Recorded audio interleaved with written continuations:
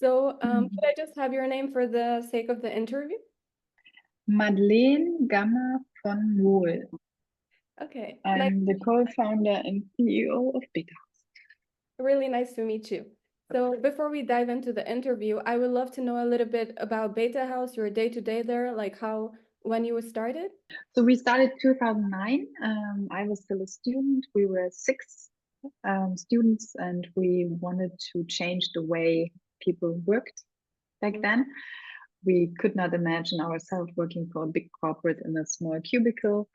We rather wanted to work in a flexible environment. So, of course, we met at one of the most famous cafes back then, St. Oberholz, with our old laptops and tried to write a business plan about this thing we were planning. And we called it betahaus because we envisioned it a house, an actual house, which is constantly changing. So beta, like beta phase. And we also envisioned that our first members would help us change it towards their needs. And so I can just say, since 15 years, beta is changing. So yeah, that was 2009, and then, so as I mentioned, we were six students, pretty naive. I was working back then in the Deutsche Bundestag, and I still had to finish my studies. But then there was the situation that we hit the right time because there was an economic crisis, and most of the creative people lost their jobs, and they were in desperate need of a collaborative space where they could get new clients and new operations, or even find co-founders. And so they were literally standing in line to move into betahaus, and we were very overwhelmed by this. And then a year later, a team from Hamburg approached us and asked if we want to open up a betahaus Hamburg together. So we did that. Another year, we opened up one in Cologne, then one in Barcelona. Then a former intern of us approached us and asked if he can open up a betahaus in Sofia. We tried something out in Lisbon that didn't work out. Cologne, we had to close, but Sofia went pretty well. Sofia now has 4 locations, and they just opened up a location in Bucharest. So we are growing, and of course, the operational side also needed to grow. And in the first year, I remember I just had an Excel sheet with keeping track of all the members, and I remember it was so tough to especially send out correct invoices if a member did not start at the 1st of the month or the 15th of the month, but the 3rd or 4th or 27th. I usually send out wrong invoice in the beginning, and then we had to recalculate and reimburse, send out new invoices and stuff like that. That sounds really chaotic. And then so we were super happy when Alex approached us and said that he started something, and it's called Cobot, and it might help us to get our members organized. So of course we jumped on board, and especially what we liked was because Cobot was founded right around the corner, also in Kreuzberg. And so until today, we try to use services or products that are founded by friends or in the neighborhood or even in betahaus. So for example, we love drinking Coffee Circle coffee, and that's a brand that was founded at betahaus as well. That is why I also love about like having to interview you today, because I actually made the 15th anniversary post for you guys. And then I was also invited to the anniversary event, but I couldn't come due to uni. But also happy belated anniversary. Thank you. That was a really nice party. But I sometimes feel like I am doing the Merkel, Merkel stayed 16 years as a chancellor. I'm like, am I doing the Merkel already? No, you're doing amazing. So, okay, then now that I know about what it's like over there a little bit, could you tell me how your team is structured right now? Is it still like the 6 people, or like did it grow? Like how is it right now there? So out of the 6 people, 2 of us are still active in the operationals. Some of us are still shareholders. So my co-founder Max is mainly running our consultancy business. We call it betahaus X, where we consult any type of clients who want to learn how to grow a community or how to maintain a office building or any type of real estate more interesting, and how to create a build ecosystem around real estate. And I mainly run the whole co-working department and the events department, of course, together with our team. Yeah. And for each department, we have a head of. So we have a head of co-working, head of events, a head of marketing, a head of back office and finance, of course.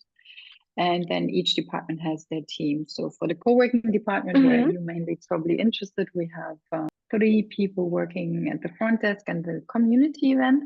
We host once a week breakfast. We host once a month an evening event called betahaus. And we have a lot of expert sessions. So experts from the community offer their service for free during the month. And then, of course, there's a lot of informal, collaboration going on. Would you say that there is like a community, like an industry in your community that you focus on? You mentioned there are a lot of freelancers and other people coming. Like, is there a niche community within that you focus on? In general, we are very open. We have a very diverse target group for membership base. But of course, you can put them in a few groups. So one of them is creative freelancers. One of them are founders in their first years. And then we also have little agencies who decided to be a bit more flexible and get rid of their own office and to just work from betahaus. And then there's also a small group of people who are employees of big companies, corporates, and who decided out of personal reasons that they want to work from a co-working space because they wanted to live in Berlin or because they love the creative environment. This is interesting that you say empowerment, because that's one of our values is empower entrepreneurship or foster entrepreneurship. And first we thought amongst our members, but if we are really honest, we also empower and foster that amongst our staff members. So we also support them if they want to start their own business or become a freelancer or approach their dreams outside of betahaus. And we strongly encourage them to use their time at betahaus to grow their network. So for example, if a freelancer works at the front desk, of course, that's not the most interesting job itself, but what is so interesting about it that you are in contact with 500 different people in the creative startup scene. So I always say, hey, use that for your personal network, because if you want to start something afterwards, you have already 500 people behind you. And the same is that when, for example, Max and his team are working with corporate clients, we also try to foster entrepreneurship within their corporation. Sometimes we're so successful that their staff members leave the company and start their own stuff. And of course, the client is not so happy because they don't want to lose their talent, but we are really happy because we love people who start doing their own stuff. You know, because sometimes you don't know if you're really getting what you're skilled for. Like, you know, you can sometimes just have to try your own thing and empower yourself. Like, you don't have to really be stuck somewhere. But I mean, also, the most important thing is if it works hand in hand. You know, I also see that modern corporate work culture should give you the freedom to improve yourself and learn more skills and have the freedom to experiment. But of course, it needs to be a win-win situation. I mean, if you can give back to corporate, then that also helps. As long as they're treating you good as well. But that was actually going to be one of my questions, which was going to be like, what is the mission and value behind your co-working community? And I feel like you answered that pretty perfectly. So I would say I also have the information on the background and what sparked the idea of creating the co-working space. It was just you wanting to, could you maybe answer that for me again? So back 2009, all of us were still studying and we all knew that there are different jobs on the horizon. I mean, back then it was very popular to become a consultant and live half of the week in a hotel room and spend the rest of the week in conference rooms and show fancy slides. But none of us wanted to do that. We all really loved Berlin and we really wanted to grow in Berlin, professionally, but also personally. Most of us started families here. And so we also thought, why don't we create an ecosystem where we can work and live the way we want to work and live, and we can also open our doors to others and make a win-win situation out of it, make it a profitable business model. And luckily it worked out. I mean, it was a bumpy road. It's still a roller coaster. Co-working is a roller coaster always, but it's a fun ride. And I feel like you've also been evolving with Cobot, so it's actually really nice to hear about your experiences and how it began. Because now Yeah. co-working is so big, so like it's really nice the experience you've had and to share it with me. Yeah, And I still remember the moment there was the first fair or conference focused on co-working, and it was happening at betahaus, and I was so oh surprised how many people showed up from so many different backgrounds and I was like, wow, really, this is not a niche anymore. This is now a economic subculture, so to say. And of course, Cobot was there from the beginning. And what I really like is that literally this week I sent Alex an email and asking for a request if he could change something within Cobot, which would make our work life better. hmm And it took him just a few hours, and then he said, "Consider it done. I just yeah. changed it for you." And this is really nice that we have such a cooperation going on where so he's so approachable. That's great. I can absolutely vouch for Alex and the support team. Like we are always there Yeah. and we are listening. And of course, we want to make it better so you can have more time for your community as well. So now moving on to the challenges. You said like before using Cobot, you had to manage everything with Excel sheet. What would you say were like other biggest hurdles in managing betahaus? I mean, also the cancellations, then it was done by email, then someone misunderstood, and then All the forget manual to tracking. Yeah.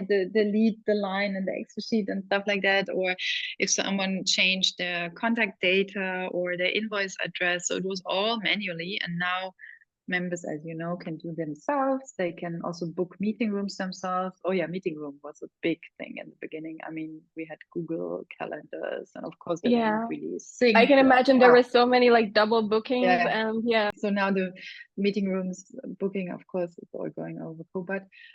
Especially I like that because we just went through a phase where part of our building was not accessible due to construction. So it was great to have these Calendar calendar blockers. Yeah. blocking Yeah. blockers that helped us a lot, or recurring events is also great. And Okay. then what I'm still, I mean, where we still experimenting around is the dashboard for the members and hmm the members network where they can set up their profile there. I see it's so nice to have their profiles there, Yeah. but they are actually living and connecting each other more via Slack or the tools they are anyhow using.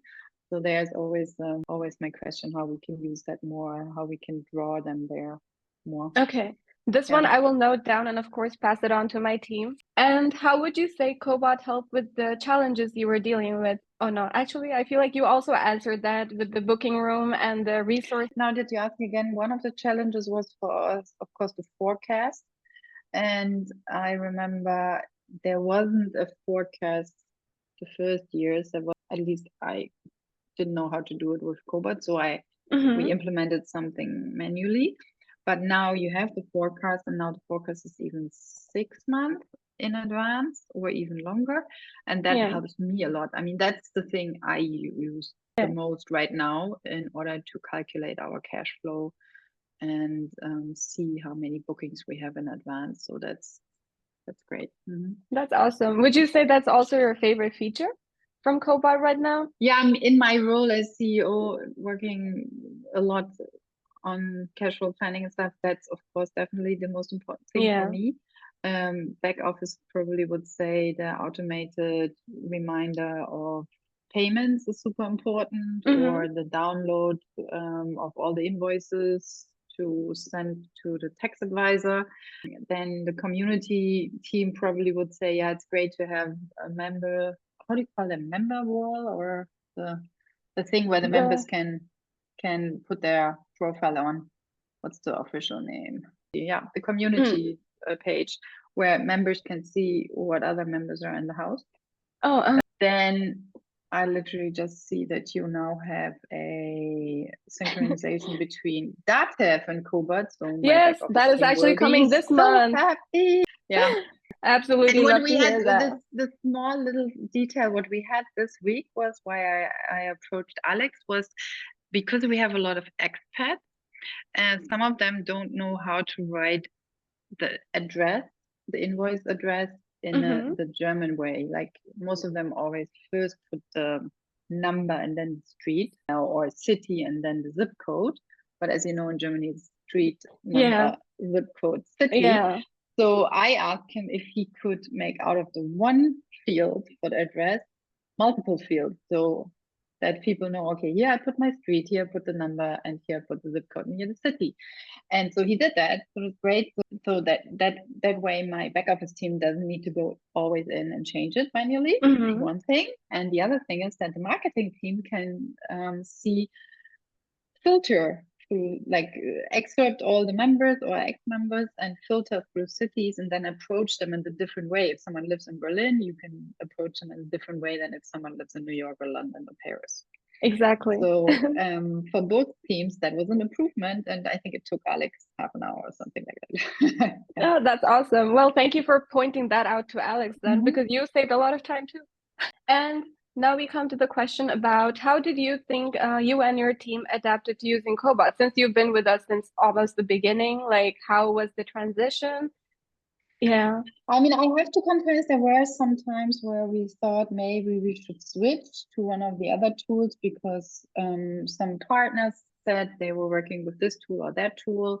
I even had a client who desperately wanted to work with a different tool, or I think it was Space.io. And then I explored it, and some of them I remember were doing great marketing and bullet statements and flashy pictures. So there were one or two moments where I was like, shall I go somewhere else? Shall I go somewhere else? But then I tested out the other ones, and sometimes they looked a bit more fancier, but at the end, I always came back to Cobot, because all the functionalities you have are so important for us, and it works so well, and so we always stayed with Cobot. Happy customer. Thank you for staying with us. And do you think that maybe, how would you say that Cobot has helped with community building and member engagement? For example, you said like now you have more time to focus on other things, where, for example, with Wi-Fi integration. So Wi-Fi integration, we tested it out, but then people, sometimes it works, sometimes it wasn't the most necessary tool for us. But the community page is definitely something that I want to promote a bit more amongst our members. But as I said earlier, I have the feeling they once set up their profile, they also say make it public, and then maybe the first day they check out who else is in the house. But if they are regular members, they more engage in the actual space or via Slack, because we also have a Slack. So maybe something between Slack and the community Cobot dashboard would make sense. The moment they always have to use and will use Cobot as a member is for calendar booking. And it's great that they first have to, their first step in is the dashboard. So now we started using the dashboard to announce our community events. And I see that they see it. I mean, they have to see it because it's the first site, but they don't apply or they don't RSVP to it yet. They just use it like a news feed. It's happening, but they don't interact yet with it. But we're thinking about how we can do that. Then definitely for the whole onboarding, we have a series of emails they get. Then, of course, in the background, Cobot is checking with the door opening system. So to let members in, that also works. Help desk sometimes has been used, but most of the time, if a member is a more regular member, then they start talking to the front desk in person. You know, at the end, most of the communication happens in the real space. And then I would like to move on to the feedback part of the interview now. So if another co-working space is considering Cobot, what advice would you give them? One advice I would give them to first really think about their memberships, because I remember in the past we changed our memberships many times, and then in the overview or the forecast, I, for example, had 5 times pro membership, but written in a different way: small letters, large letters, pro space, pro star, pro membership small stuff. So at the end, I had like 5 lines showing me the revenue of pro membership, but at the end, I just want to have one line and see the total revenue. The same for team offices. We have team of private office deluxe, and then special private office. So in some years, I think we had 10 to 15 different lines there. And now I'm a bit more strict with my team and say, don't change anything in the wording. Don't come up with a new membership because we will have it through the whole year. So that's maybe one thing I would suggest. Then, of course, I would suggest really looking into if you need extra lines on the profile. So, for example, we have one extra line showing in which room or location they are located. That was one thing. Once we had, I think for 2 years, we had the Betahaus Kreuzberg and Betahaus Neukölln. And for this, we used 2 accounts. And then sometimes we had members who were signed up in Betahaus Kreuzberg and in Betahaus Neukölln, but that was not automatically synced. So let's call him Peter Green. So we had Peter Green in Neukölln and Peter Green in Kreuzberg. And in order to make sure he has access to both spaces, but sometimes if, for example, back office didn't realize it, Peter Green would get 2 invoices. But of course, he signed up for one membership, but having access to 2 houses. So now that we have, we closed that one house down, we shut that location down due to Corona. And now just 3 months back, we opened up another second house. And now we are just keeping the members in one account. That's maybe one thing that just envisioning, I mean, we have 10 locations Europe-wide, but each location is managing their own location. But just if I envision, I would manage all of them from here. I still it's better to just have it in one. Would be. In one, but then easier to filter who's located where. And then one of the last questions, would you be open to sharing a testimonial or a quote about Cobot with us today? We would love to feature it. So I cannot envision my daily life without Cobot. We're always very happy to be there. And lastly, maybe is there anything you would like to share about Betahaus or anything you want to your experience with Betahaus, Cobot? as I said, we just opened up a new space at Hermannplatz, and I have 1 team office available and a few pro memberships. So bring all the startups to me. And one thing I forgot to mention is I really like the external booking option. That's really great, and it brings us quite some revenue from externals. And I also like the day pass feature that also works very well, especially now that all the contacts are listed there, and then I can convert them into members if they then come up. Do you think it has kind of changed the way that members are interacting in your community? Because now there are like more external people who are coming, and then maybe they're... For us, it's perfect because we are a space that can host externals very well. And we have the space to also give them just access to 2 floors, not all floors, to separate a little bit the exclusive membership area and the more open area. And the day passes and external booking rooms are great for us because we are also interesting for a target group that would never become a normal member because they normally live in New York. So they are just in Berlin for a few days and then they check in with a day pass. And it's very easy, the whole process for us as well as for the guest. That's great. Yeah. Really okay. Thank you so much.